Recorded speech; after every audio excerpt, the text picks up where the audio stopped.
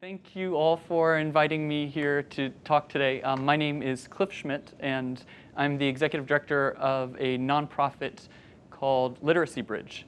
And today I'm going to talk about how we're using audio technology to reduce global literacy, poverty, and disease all in one through audio technology. And I'll kind of explain how we're doing that. And most of it has to do with taking advantage of the knowledge that already exists in developing countries and just simply providing a technology by working with organizations there to take advantage of that knowledge and share it with everyone else. So that's what we have in mind. I should just say a little bit about what Literacy Bridge does. Our mission is to empower children and adults with affordable tools for knowledge sharing and literacy learning. That's what we're trying to do. The reason we're trying to do that is because there's, without question, education is the only answer to dealing with global poverty long term. Now, the global health programs that are going on, the microcredit programs, those sorts of things, we have to have those. That's for dealing with today. But if we want to get to a world where we don't have to deal with that tomorrow, we have to be dealing with education right from the beginning. And that means improving education in schools, but it also means improving adult education so that an educated parent is much more likely to educate their children. So this is why this is our mission, is to deal with these issues of education, health, economic development, democracy, and human rights. But we're doing it by enabling the most basic part of education, which is literacy. And the way we think about literacy differently than another organization is that there are a lot of organizations out there that are just focused on getting people to become literate. And we want to do that too. But we also want to say on day one, we want people to be able to take advantage of knowledge to be able to improve their lives before they're literate. So we're trying to bring people to a state of literacy, but not wait until they get there to be able to take advantage of knowledge, since knowledge is the key thing they need to be able to improve agricultural techniques and get crop yields that now not only can actually feed their families, but maybe even have a little extra to sell to a market, or to understand the importance of using bed nets for children, for young children, to prevent them from getting malaria, and especially for pregnant women, or for understanding how to prevent the spread of AIDS, or for learning how you can start a village savings and loan program for economic development. So much of economic development is just about knowledge. It's learning things. So that's what I'm going to be talking about. But I want to start off with just talking about literacy, the state of the world today. So the UN organization, UNESCO, which focuses one of the letters in their E on the education, has just recently released the latest figures of 774 million adults who cannot read or who meet the definition of the term literacy. Now, that number is actually much lower than the adults out there who really can read to any functional level. And the reason for that is that this number typically comes from surveys. They ask people, hey, can you read or not? And people tend to be a little more optimistic about what they can really do when they answer those things. And also the definition, what they're really asking them is, can you read and write a simple sentence about something you do every day? You know, I worked on the farm today. Okay, you're literate. So we're saying 774 million people can't do that. Beyond that, obviously, there's quite many times more with literacy skills that don't enable them to really do as much with their lives and with empowering and creating a stronger country as much as they could. Of course, 2/3 of these people are women. As with so many issues in global health and development, the women are the ones that have the hardest job. They're also the ones where an investment in a woman yields much more value in the community in general than the same investment in a man. So for those two reasons, there are a lot of programs focusing on looking out for the women because they haven't been reached before and because they can do more good when you do reach them. An educated woman has so much more effect on her children's potential in education, and especially on her children's health. An educated woman is more likely to know the things that's going to drastically lower child mortality rates. So that's the state of the world. The state of the world in 2015 is not much better. Still 2/3 of the illiterate adults are women. And 684 million. UNESCO in 2003 announced we are starting the literacy decade for 10 years. We're all countries in the UN, we're all going to be really, really focused on literacy because we know how important it is. And at the end of that literacy decade, here's what they're thinking, which is great that it's not getting worse. But there's a lot more that needs to be done. So I see two problems in this, and I should say we at Literacy Bridge see two problems in this, and that's what really helped us define our mission. One is, obviously, there are inadequate literacy resources. There aren't the adults today that haven't learned to read. They didn't learn to read because school wasn't available enough to them 10 years ago. So that's one thing you need to work on. One of the problems you have is even when you do have a ratio of a pupil to teacher ratio of as low as 60 to 1, which is, there's a lot worse out there. There are some places in primary school where you might find 35 to 1. But that's sort of the ideal in a developing country that's really making progress. 60 to 1, 101 is not uncommon. But even if you get that 35 to 1 or 60 to 1, that teacher that's there that's making that ratio work out is typically, I'd say, depending on where you are, roughly half the time is not a trained teacher, did not go to school to learn to teach. And in fact, one of the latest things going on in Ghana, where I visited this summer to work on some of the research behind this, the latest things they're doing is something called the National Youth Employment Program, which is a great program. Employing the youth is great. And one of the two main areas that the youth get employed is as teachers. And that's nice too, except that a lot of these youth have only done the standard 9 years of free education that you get in Ghana. The system goes up through 12 years, but you have to pay quite a bit of money to be able to get those last 3 years of education, and most people don't do that. But for the ones that are lucky enough to have 9 years of education, they didn't get such good training, just such a good education. And then they get 3 days, in a lot of these places, 3 days of learning how to be a teacher. And now they're in charge of 35 to 60 students, or 100 in Afghanistan. And so they need help. And so any kind of teacher training aids or anything at all that can be used in the classroom to help a teacher who hasn't been trained will make a big difference. And I mentioned the beginning about parents. It's so important. We're not just focused on adults because adults are people too, and it's not just that we don't want to only focus on the next generation, but we want to pay attention to the generation that's going to be around for the next 20, 40 years. But also that if we focus on adults, then that affects the children. An educated parent is much more likely to value education for their child. And also, how many of you have heard how important it is for a parent to read to their child? Well, that's right. It's a lot harder when you can't read. So that's one of the things I've learned is just it's so important those first few years. It really makes a difference. If in this country, in the U.S., if you get behind the curve, if you haven't been exposed to reading enough books by the time you're 5, it's years that you're set behind. I mean, the statistics showing like how far back people are set off in 9th grade, that their levels are still much worse off than the kids typically in the higher income families who were read to more often.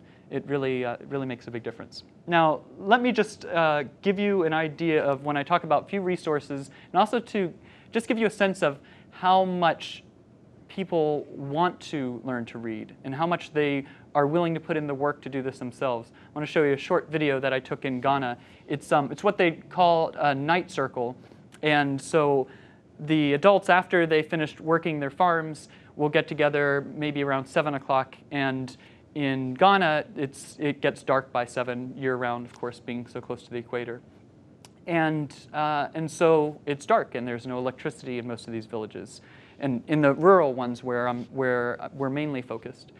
And so let me just show you a little bit of what that's like.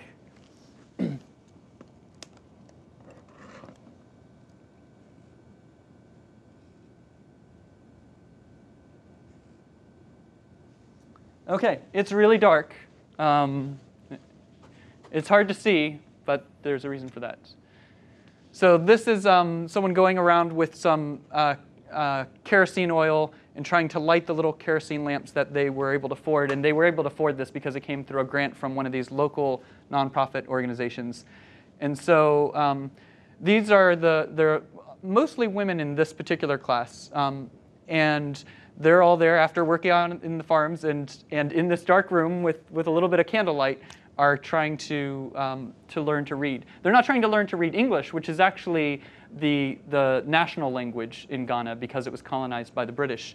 They're just trying to learn to read and write in their own language to start with before they move on to English, because English can be helpful for doing things throughout the country. So you're getting just sort of a little bit of an idea of how they start off. And one of the big expense for this program, for this local nonprofit, is getting kerosene fuel. Like that's the thing that they have trouble with.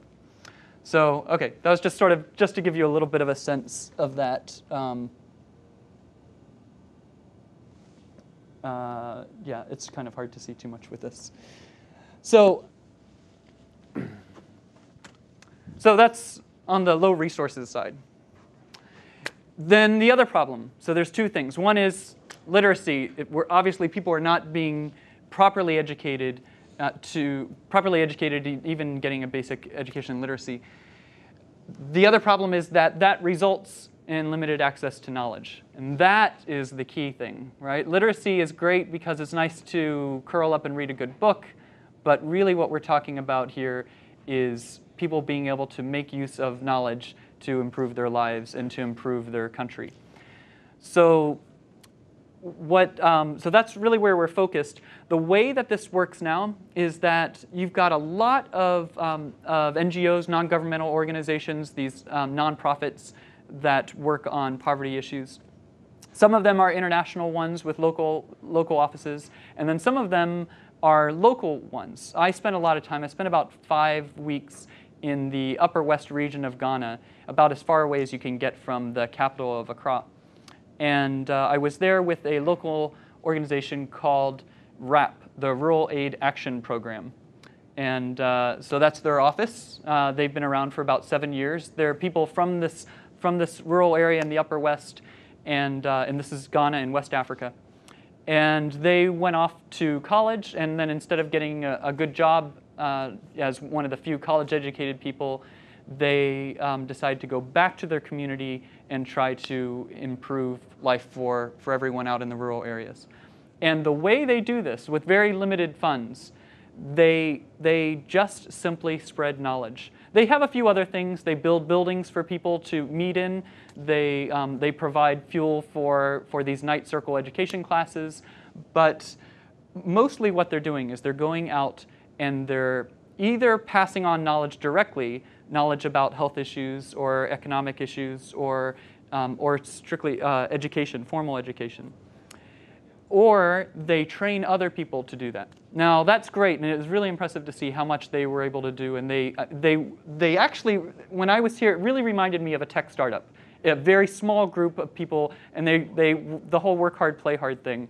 They worked crazy long hours. They also had a lot of fun every once in a while when they could, but their whole job was to go out and try to talk to people. So let me give you a sense. I'm going to show you one more video clip here to give you a sense of how they do that. Actually, maybe I'll just show you a couple slides first, and then I'll show you something on video. So this is a typical way in a rural village in the upper west region of Ghana how a village will come together to learn something.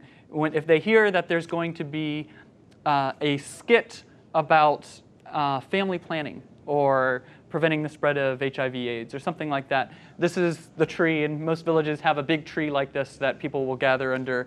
And so you can see, that's just to give you a little bit of size of the crowd. And this is a backdrop that they were using to do a skit in front of.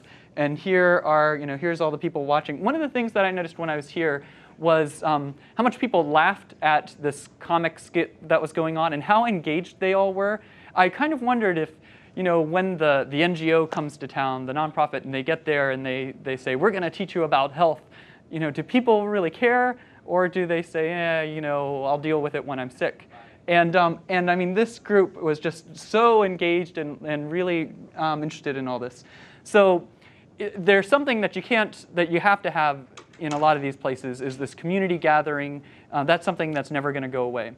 But what would be nice is if there was an alternative mechanism, something in parallel, a way to distribute information where you didn't have to deal with this in such a non-scalable fashion. Because what happens now is that you get these guys, one or two of them gets in a truck or typically on a motorbike, and they ride out maybe 30, 50 miles out to the village that they haven't seen yet, or that they haven't seen in 6 or 9 months.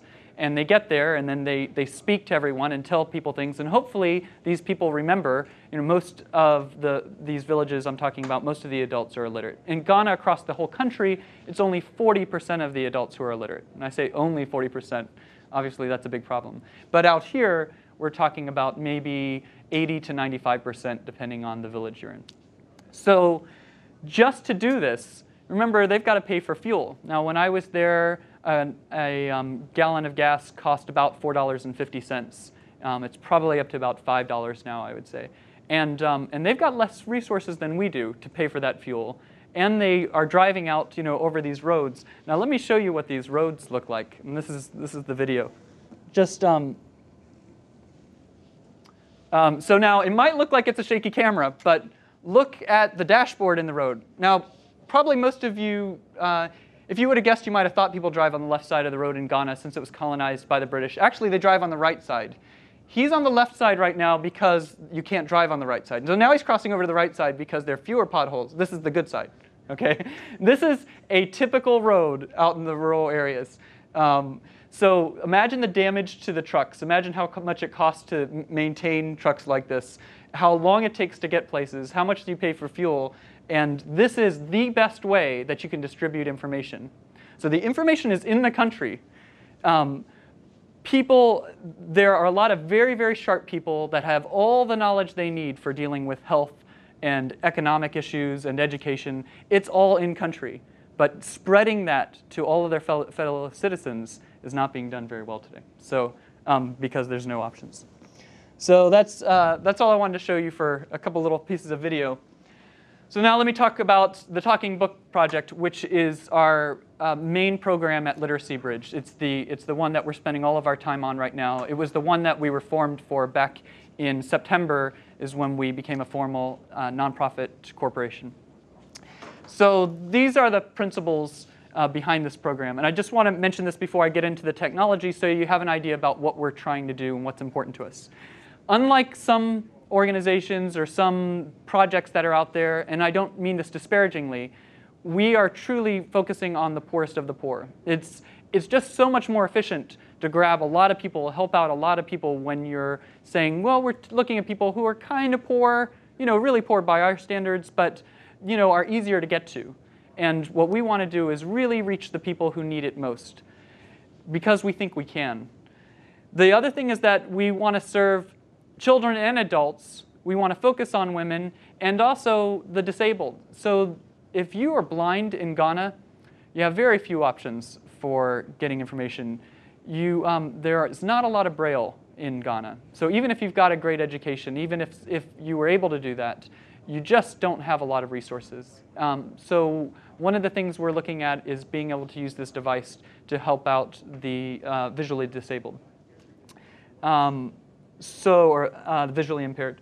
Now, the third thing, I've mentioned this a few times, we want to address the cause, which is illiteracy. We want to address that and try to improve that and provide tools and a means to improve literacy. But we also, in parallel, right at the same time, on day one, want to deal with the effect, which is that people aren't getting the knowledge that they can use.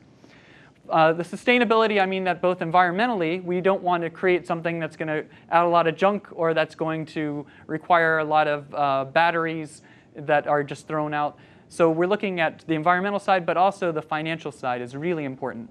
We don't want to create a new financial dependency on a program there. We want a program that in whatever country we go into, and our pilot program is starting with Ghana, but in parallel today we're working with organizations in Kenya, and we're talking to people in India and Afghanistan, and the latest one is Cambodia. Those are sort of the directions we're going. And Kenya's literacy population, or the illiteracy, is not nearly as bad as a lot of places in Africa. It's about 20% or so is illiterate. But the organizations that we're working with are in pockets of Kenya where the literacy rate is really low. So that's another thing, is we don't want to just take country by country. We want to go to where people need it, even if they're in a country where the literacy rates overall are high. But on the financial side, we want this thing to be self-sustaining. It may take a little bit of initial funding to help get going, but we want to develop an economy around this where this thing can go on without a dependency on someone from the US or Europe. And finally, the locally powered scalability. What I mean by that is, if we thought we could provide all the information people need, well, we'd be wrong for a few reasons. We'd be fooling ourselves to think that we could know all of the things that are important in every different region. We'd have to deal with all of the different languages. There are well over 40 languages spoken throughout Ghana. I think at least 25 or so recognized by the school system. And so English is the national language, but is not spoken by the majority of people in the rural areas. So you've got that problem with languages. You've got cultural issues. We might think we're doing a good thing and actually be kind of doing a little bit of cultural imperialism in the meantime. So the content has to come from inside the country. Now, there may be some other content out there that was developed in another country. There may be things that we can do to bring other content. It would be nice if Wikipedia could be available to people in developing countries. But we are primarily focused on locally created content. Because again, the knowledge is there. The knowledge about the best spacing between soybeans in order to get the greatest yield. The knowledge about things that work in that local area is there, and we want to leverage the people that are already there to produce this content. And when I say leverage the people, I mean a little bit of the blogosphere. I mean a little bit of, we would like everyone to be able to participate in this and build content. But to start with, most of the quality content I expect is going to come from these nonprofits and from some of these government agencies that are out there today already solving these problems, already distributing knowledge, but they're doing it by driving out and delivering it in person. And maybe they have some brochures, but very few people can use them. So what we expect in the groups that we're already working with today are people and organizations who will simply record in audio what they've already written in brochures or what they're already saying to people when they go out in the field. So that's what I mean by locally powered scalability. And here I just want to talk about kind of just a quick little image of, this is one of the places that I stayed in one of the villages, kind of a typical place where maybe a couple families, an extended family, will live in about 3 buildings like this, and you might have 20 people living in 3 of these buildings. And here's just a shot I took from a vehicle going down the road. And this is a typical borehole pump. Water is obviously a huge issue in developing countries. This project is not going to solve that. But one of the problems with water is how far people have to walk to get the water. There's just not enough of these boreholes to be able to pump out clean water. And so it's not unusual that you walk 30 minutes to the closest one, or sometimes an hour or more. And that then when you get there, of course, there's a big line of people who are all trying to get this. So there are some people who spend most of their day just in bringing the day's water, going out and getting the day's water and bringing it back. We can't do much about that problem. But it would be nice if while people were walking, they were able to listen to something that they found interesting, and that would help them. So here's the project.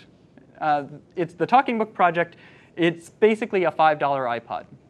It's not really an iPod, but it's a $5 MP3 player. And also you might think of it as a digital video, a digital voice recorder. Sorry, not video. It's the way we can get it so cheap to be in the $5 range. You may have heard of the one laptop per child and the EXO laptops, which are colloquially called the $100 laptops. They actually cost around $200 or so. So this is the $5 MP3 player. And actually, some of the early ideas came out of when I was working with the one laptop per child people. I was helping them out a little bit with ideas they had for locally created teaching content and how teachers, if they developed a great lesson plan, how could they distribute that. And then we started working on some literacy ideas, and from there I decided to go off and explore this idea more, and now we have an organization of about 10 people working on this in Literacy Bridge to deal with distributing information and literacy in as cheap a device as possible. So the OLPC laptops, the XOs, it's a great project, and I've been a big supporter of it from the very beginning. But this is to reach more people faster about a more defined problem as opposed to a bigger strategic long-term project. So to get it to be $5, you can't do high fidelity music quality sound. We compress it a bit more than that. We use off-the-shelf integrated circuits. We've chipsets that are often used for toys. So we use chips that maybe cost around $2. We spend another couple dollars on flash memory, and then a few other things around that. And that gets us roughly in the $5 range. We're a little more than that right now in what we've been speccing out, and I'll tell you about our timeline and the prototype that we're working on. But that's where we are now. So you do have podcasts. You just don't download them from the web. Instead, you download them from a kiosk, or maybe you actually just get it from someone else's talking book device. And if you take two talking book devices and dock them together, you can transfer whatever content works out well. So it's a little bit of a viral distribution thing. So that's what I was kind of referring to as device net or kiosk net. So that's basically what the talking book is. It's got a couple extra features, though. Page-based navigation. In other words, we are going to focus on if you have a book side by side with this. If someone was to read a book, then you should be able to easily correlate, without a visual display, easily correlate where you are in the audio with a page on the book. Maybe going up and down a line in that book, especially for like children's books or the kind of books that adults would be reading as an early literacy education tool. The device-to-device copy I mentioned is a key thing. Playback speed control, being able to do variable speed but constant pitch. That's not a great new innovation in these days, but what we're trying to do is to take that and squeeze that down into something affordable and really useful in this scenario. And there have been several tests, research projects that have shown that if you give a child a book on tape kind of thing, and that might typically be 90 words per minute, they're listening to that at that rate. Now, if you give them the ability to change the speed on that, you'll find that there are some that will want it as low as 30 words per minute, and some will want it 90. And you'll see actually a little bit of a bimodal distribution there. But so what's important is that each child or adult can have the book read at the speed that they need, and that's where they're going to make the most progress with it. Audio hyperlinks is, the idea is, it's probably self-explanatory. It's that when you're listening to something, wouldn't it be nice if you heard a reference to something and you thought, oh, I'd like to know more about that, and if a tone in the background indicated you can find out more about that if you hit the hyperlink button right now, or if a little LED came on and you saw that, you said, oh, I want to learn more about that, and you hit that, just like following your underlined blue link. So we're building a couple extra features into that because we think that might be useful for a number of knowledge scenarios, but it might also be useful for if you have a book and you've got targeted vocabulary words. And vocabulary is obviously an important part of literacy. And so if you've got a word that someone's not quite sure if they know or not, and they push the button and hear the definition, that's one of the uses we think of the audio hyperlinks. One thing I should mention is every once in a while someone asks me, can this only be done in English? And I'm pretty sure that this audience, you get the big picture here. This is just audio. It's done in any language that anyone produces content in. It's just an audio recorder. Interactivity, we are allowing for some multiple choice scenarios. So when you're finished, some reading comprehension questions, some phonological awareness questions where someone might say, which of these words starts off with a different sound than the other. What we're doing is we're going to look for all the kinds of scenarios where the experts in literacy education today in the US say, we could really use something like this. These are things that we do in a classroom, and we try to adapt that to a device. And then we work with local organizations that focus on literacy in the country we're focused on, and they decide how they want to create content, whether that works for them. And so, and then finally, if you really want to make an inexpensive device, but you want it to work in a group scenario, in a group setting, which is a very common way that people might want to learn together, aside from just simply a parent and a child or a teacher and a student, then you, to do that, the way we decided to address that is just put a little very inexpensive FM transmitter in there too. So because the typical family, every family typically has a radio. Radios cost about $5, about the same kind of device that, about the same price point for this device. That way you can take advantage of the amp built into the radio and the batteries that are already there for the radio and keep this cheap so people can listen to it through earphones or they can transmit it to a radio for group scenarios.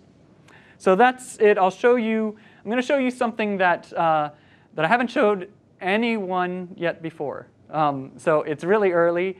But we just have a little flash prototype of this. We have not had a designer look at this yet. This was a Flash programmer decided to try to start building some of the functionality, but I just thought I'd give you a picture and show you something here. So here is here's what we're working with right now. So you can see we've got some volume buttons here, and you've got a play button and move to the next track or the last track. I'll show you. Let's see. I guess you're probably not going to be able to hear this too well.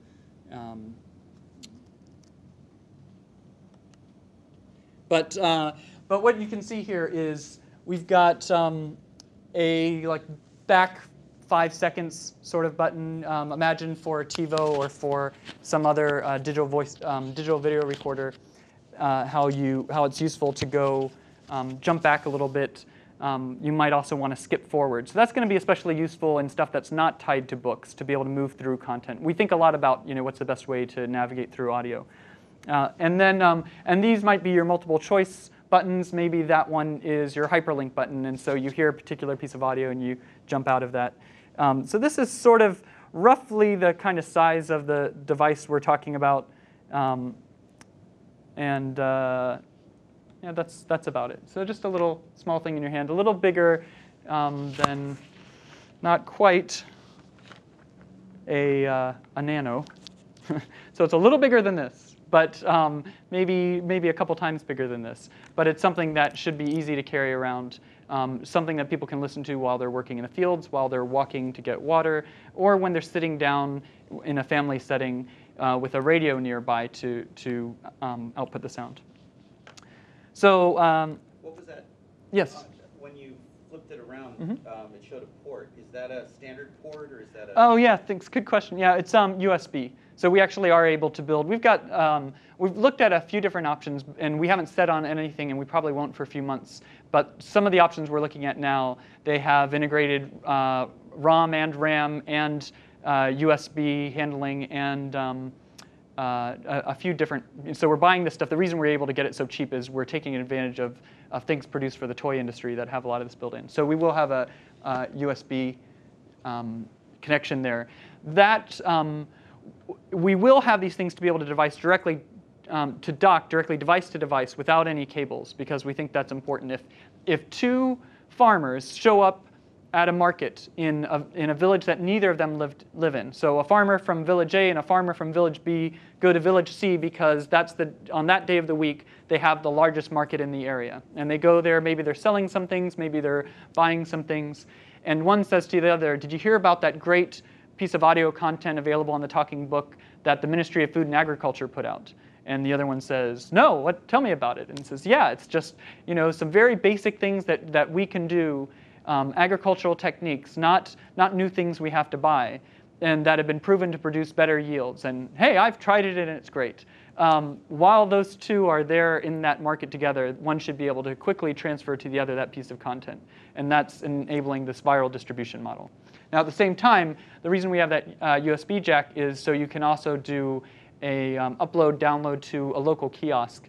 We think that you also need to have a little bit of a central point in a cluster of villages for people to come to, and that these kiosks, there should be as many of them as there are entrepreneurs that find business models around these. Things like renting out devices or recharging rechargeable batteries and the fee for that, which would be less than people buying disposable batteries. So things like that would be a reason for people to assemble at a kiosk, to learn things, to trade information, and then the kiosks become part of a network, a decentralized network that uses things like cell phone reception to transmit, and I'm just talking not digital, but even just analog playing a recording from one thing to the other. So we really try to work with as the low-tech side as we can.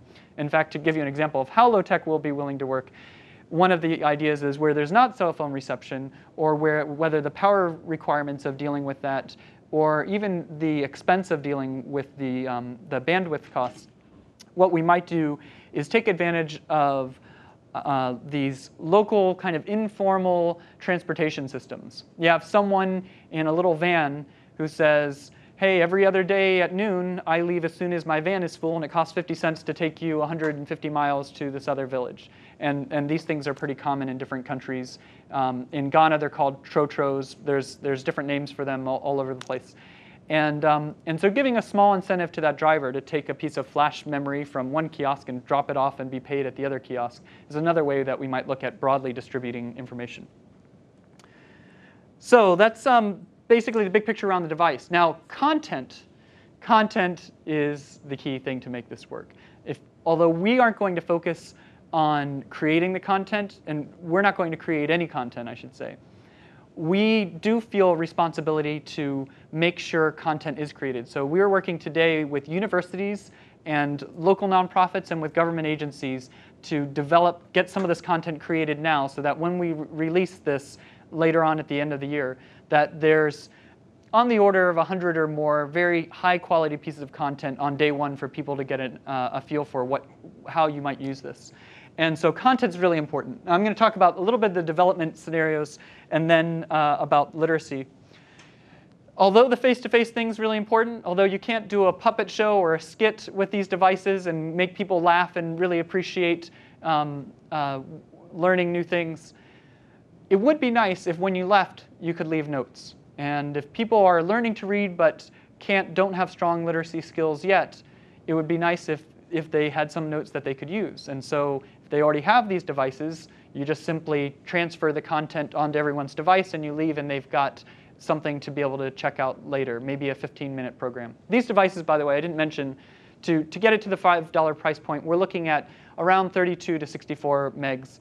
That's plenty of memory for speech-level codecs to be able to store on the order of a couple, 3 hours maybe of speech content. So you might have 10 to 20 15-minute, or 10 to 15 15-minute programs, or you might have 5 to 10 30-minute programs, or anywhere in between. But that's sort of what we expect, that these devices will have multiple pieces of content that get traded out however people want from device to device or through the kiosks.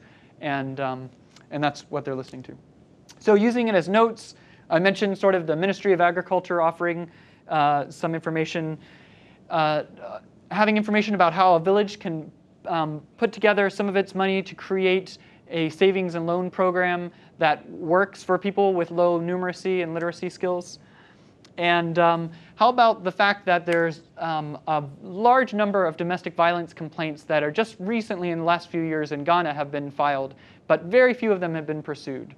And the biggest reason for that is having to deal with the legal system. And the biggest barrier for the women who many more of them have not had an education to be able to become literate. That's obviously makes it difficult to figure out the legal system. So wouldn't it be nice if an organization that was helping women be able to deal with this could record this information in audio format? And then participatory democracy, I spoke with the Ghanaian chapter of Transparency International, and they would like to be able to use this device to be able to let people know about corruption concerns they have, or about important legislation that they want people to speak to their representatives and demand that they vote for that. So that's one set of scenarios. And then the literacy, because remember, we don't want to create a dependency on the audio either. We want people to get knowledge right away through local content but we also want people to learn to read. So I gave you an example of a phonological awareness thing of which of these sounds is different from the others, or any sort of training that you have where typically, most of these scenarios, you're pairing up a book with audio. And then vocabulary, I think I mentioned that already.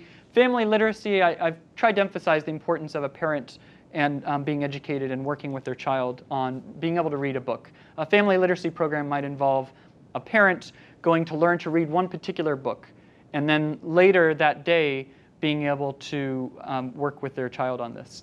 And if they can practice reading that book right before they talk to their child, if they have this at home, an audio version, and they hear it read to them, and they see the book, and they practice it a few times, and then proudly they put that away, and they read that book to their child, there's a lot of good things going on in that scenario.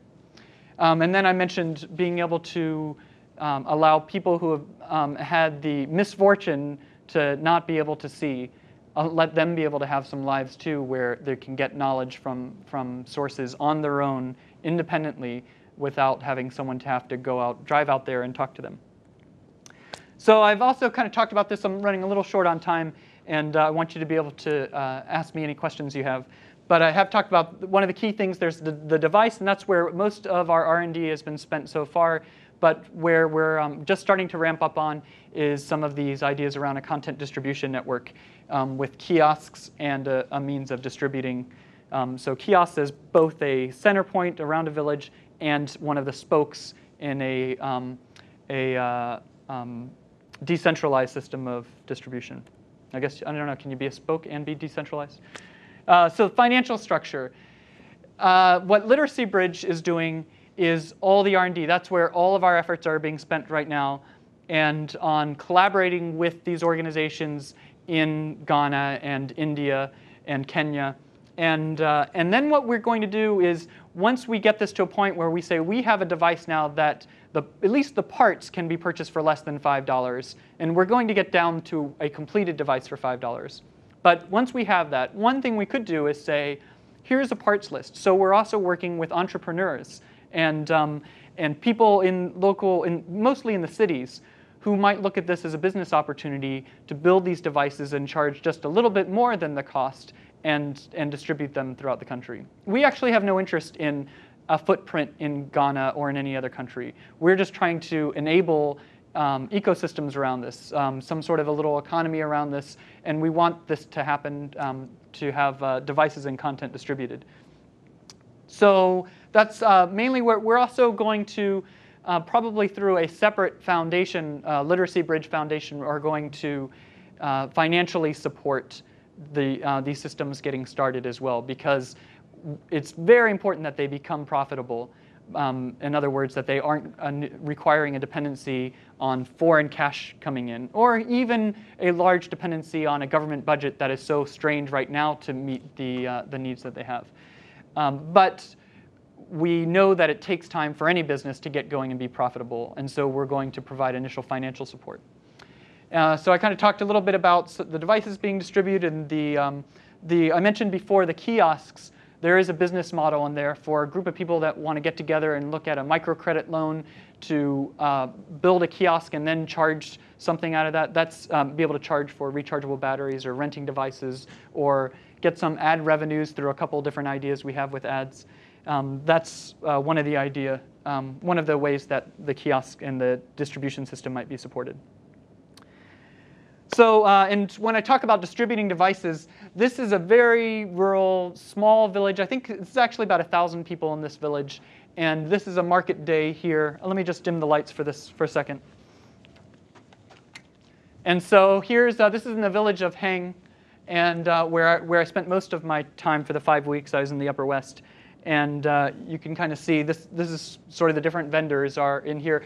And here you can buy soap, and you can buy toothpaste, and you can buy locally made clothes. But you can buy batteries that are made in China. So you buy a lot of different things here. And so there is a distribution system that gets out there. It's not a very cheap distribution system. It's not very efficient. And that's why we really think it's important what we're doing by where the primary value is in content that can be distributed for no marginal cost. Or for very little in the kiosk system. So this is what a typical village market looks like. Here's little, some clothes being sold here, And here are some of the people at the market. These are a couple people who are trying to sell me some actually very good Pito beer. And OK, so I just wanted to point out that there is a market in even the most rural places. So as far as deploying, we are starting in Ghana, and we're doing that because Ghana may not have the worst literacy in the world. I'd say they're probably around maybe 18th or 19th worst, with 40% of their adults not being able to read or write a simple sentence. But that's obviously a pretty strong need there. But also, we wanted to start where we could be successful. And Ghana has had about 6% increase in GDP for the last each year for the last consecutive 5 years or so. They've got a very stable government. They have a second 4-year term president about to end, after several peaceful elections, and another one about to come up this year. And also because we have partnerships there now, and that's really a key thing. So when we go to the next country, and these countries that we're starting to work with now, we're looking at the same set of factors, the need and then our ability to be successful. And as we start doing this more and more, we'll start taking more risks on countries like Afghanistan or Congo, or places where we don't have as much there to work with, but the need is great. Designing for large and small scales. We're designing for large scales because of that number I mentioned, the nearly 800 million adults. That's what we're going after. And the hundreds and hundreds of millions more who have low literacy skills but might meet that basic definition. But we're also looking at small scales because if there's a pocket in Kenya that has a strong need and there are people there that want to work with us, we want our system to fit that need as well. And finally, the timeline. As I mentioned, we started in September. My trip to Ghana was actually before Literacy Bridge formally started up. And in September is when we started assembling a team, and that's grown from about 4 or so in September to where we are now. With actually, if you count the people in Ghana, we're up to about 13 or 14 people. And so over the last few months, we've just dealt with requirements, working closely with our partners in Ghana, creating all of our functional and technical specifications, and enhancing these partnerships, figuring out who's going to deal with content development, building the team, a lot of administrative stuff.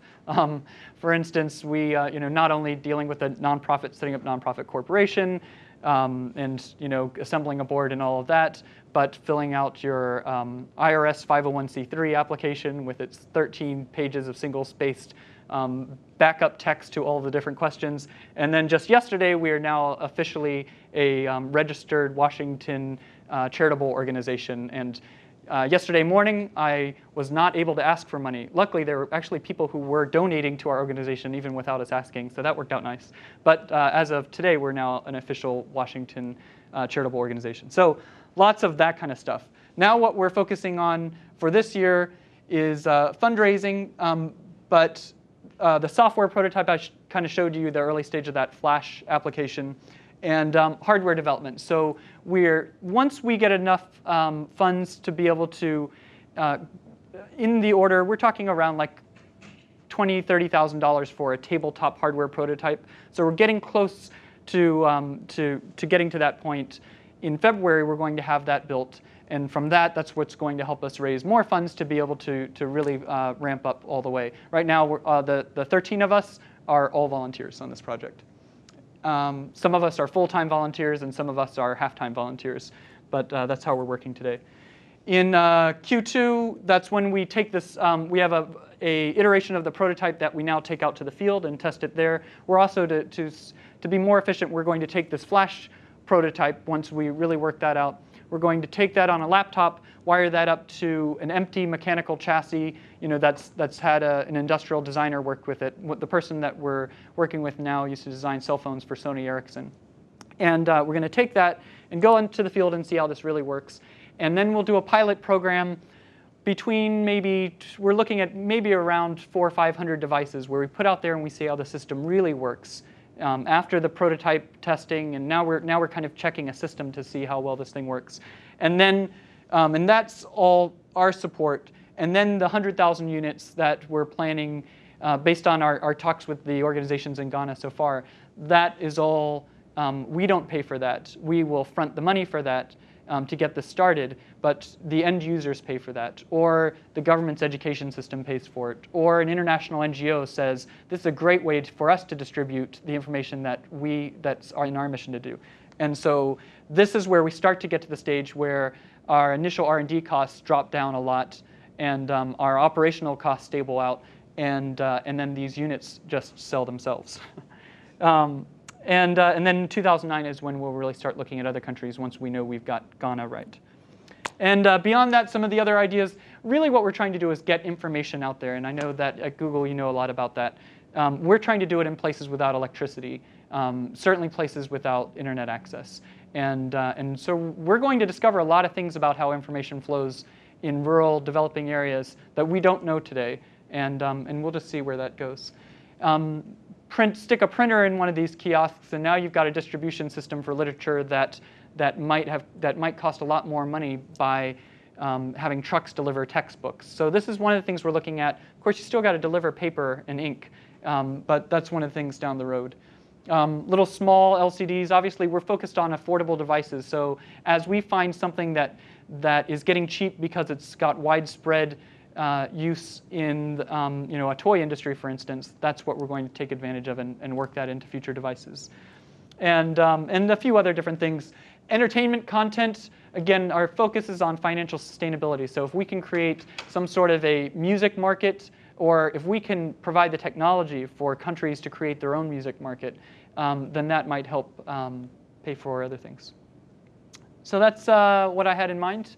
And thanks a lot for all of you coming here in the middle of your workday. And let me know if you have any questions. Thank you. Yes, go ahead. Because I didn't read all the background, can you tell us who are your partners and where are you doing your work? Oh, sure. OK. So the question was, who are our partners and where are we doing our work? Most of our focus has been in the country of Ghana so far. That's where the research for this happened, and that's where all of our permanent partners are. And what I mean is we're also working with a few organizations in Kenya, in India, Afghanistan, and Cambodia, and we're just starting to work out some ideas with them. And for a lot of them, what they're waiting on is, let me see the device and get a better idea. With our Ghana partners, it's a true partnership that they're helping us design it. In fact, we're bringing people on our board of directors in Ghana because this is not meant to be an American organization, but a true international one to move this thing forward.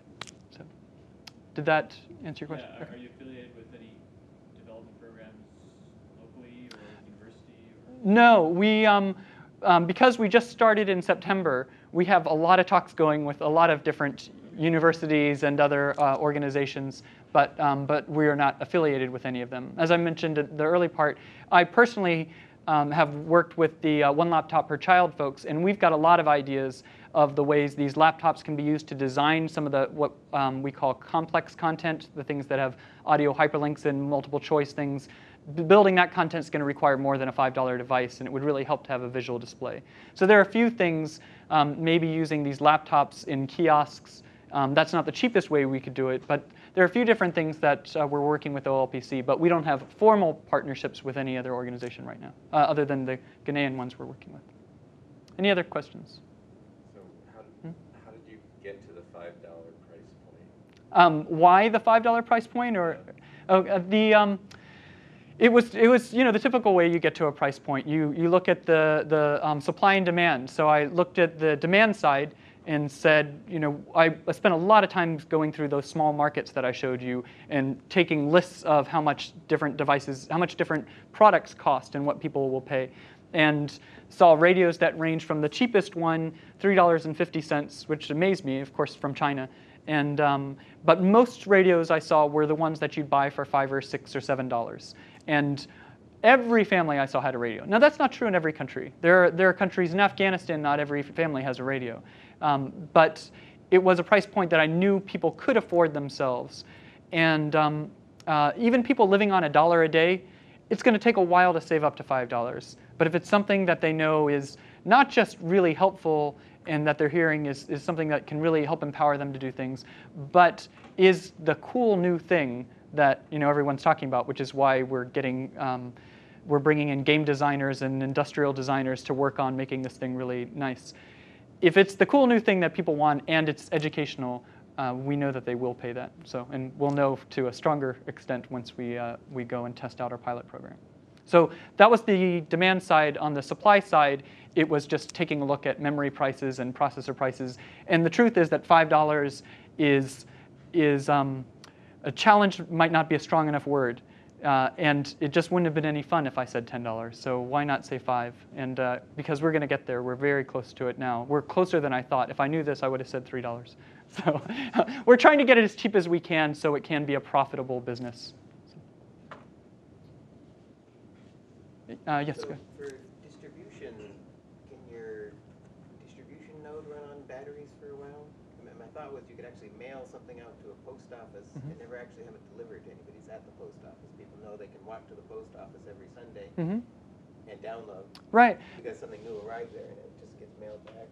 OK, so just for people watching later, your point was that could you mail, and I assume you're saying for the kiosk and the content distribution system to spread that far, could you just put this in the postal service and have it like general delivery and someone goes there and does that? That's a great idea, and I think that is something that could work. Now, the postal system's a little bit slower in some of these countries than others, and a little bit less reliable. So as long as you're OK with it getting lost or taking a couple weeks, between 2 and 4 weeks for going within the country.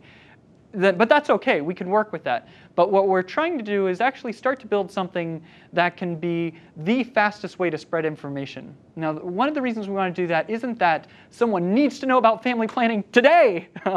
It's not that. It's that we want this. If we want the system to be profitable, if we want there to be businesses that can be built around this, we need to not make it. We want to make it as strong as it can be. We don't want it to be just something that's kind of packaged together. We want it to be something that could actually support a really interesting future. Now, what you're talking about in having something go through the postal system sounds a lot like my idea of let's pay drivers to deliver this. It's low tech, it's what's existing, and it works. And so it's a great idea from that point of view. But we're also looking for something stronger, that's more scalable. So it made me think of that. So you're setting up a different infrastructure for delivering physical objects. Yes. There for the postal service. Yes, yeah, exactly. Yes. Well, you had mentioned, when we had lunch last time, you had mentioned an interesting statistic on, that I thought other people would find interesting about how much money it costs to have access to a library for those people who have access to library, Sure.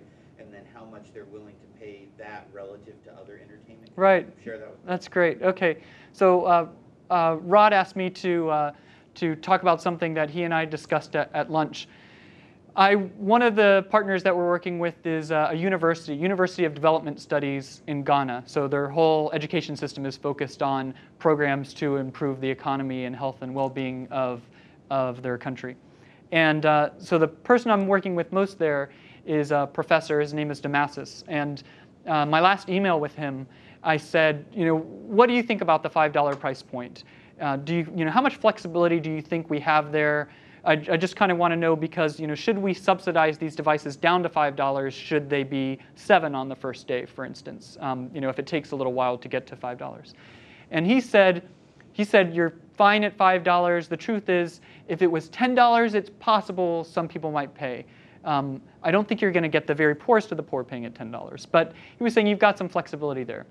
And he gave me an example. He said, the libraries only charge 10 cents for someone to go there and spend all day sitting in the library reading as many books as they want. Now, that might sound like a strange idea to us because none of us have ever paid money to go into a library because we have a government that can afford to support public libraries.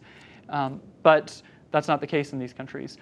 But instead of paying 10 cents, some of his students, and I think this is a little bit of a professor saying, my students, what's with them? They don't have their priorities in order. And what he said was, instead of paying 10 cents to spend time in the library and learn more about maybe the subjects he's teaching, they spend 40 cents to go see an American war movie.